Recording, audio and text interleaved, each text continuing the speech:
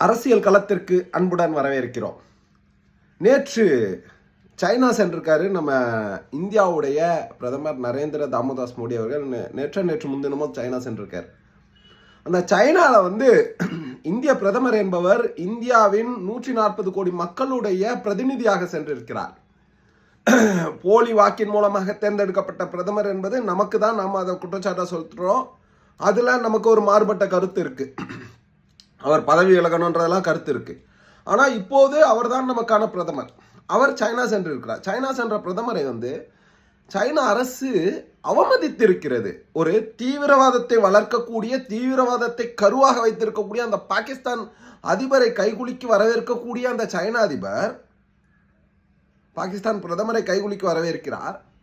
ஆனால் இந்தியாவுடைய பிரதமர் செல்லும் பொழுது அவர் கை கொடுக்கும் பொழுது அந்த கை கொடுப்பதை மறுப்பது மன்னிக்க முடியாத குற்றம்.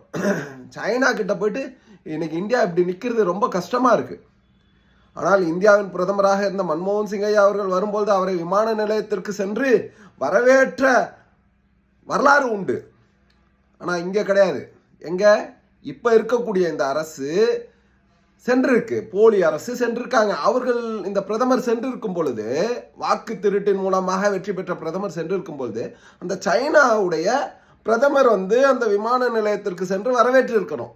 அது மிகப்பெரிய தவறு. அது இந்திய நாட்டுடைய 140 கோடி மக்களையும் அவமதித்தது போன்றுதான் ஆகும். இவ்வளவு விஷயங்கள்லாம் நடக்கிறது எதுக்கு? அப்போ உங்களுடைய வெளிநாட்டு கொள்கையில நீங்க மிகப்பெரிய தோல்வி அடைஞ்சிருக்கீங்கன்றதை ஒத்துக்கிறீங்களா? இந்த இப்போது இருக்கக்கூடிய பாஜக அரசு நிச்சயமாக வெளிநாட்டு கொள்கையில் தோல்வியுற்று இருக்கிறது. வெளிநாட்டிற்கு சென்று உலகை சுற்றி பார்ப்பதற்கு தான் இந்தியாவின் பிரதமர் செல்கிறார்.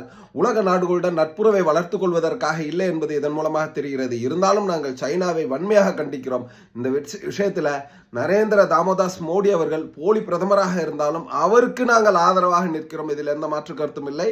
இந்தியாவின் பிரதமரை நீங்கள் அசிங்கப்படுத்தியதை நாங்கள் வன்மையாக கண்டிக்கிறோம். இந்தியாவின் பிரதமரை சைனா அசிங்கப்படுத்தும் அளவிற்கு இந்திய பிரதமர் இந்திய வெளியுறவு கொள்கையில் இருப்பது இந்திய மக்களையே வெட்கி தலைகுனிய வைக்கிறது என்பதையும் மறுபடியும் ஆணித்தரமாக தெளிவாக கூறிக்கொள்கிறேன். நன்றி, வணக்கம், ஜெய் ஹிந்த்.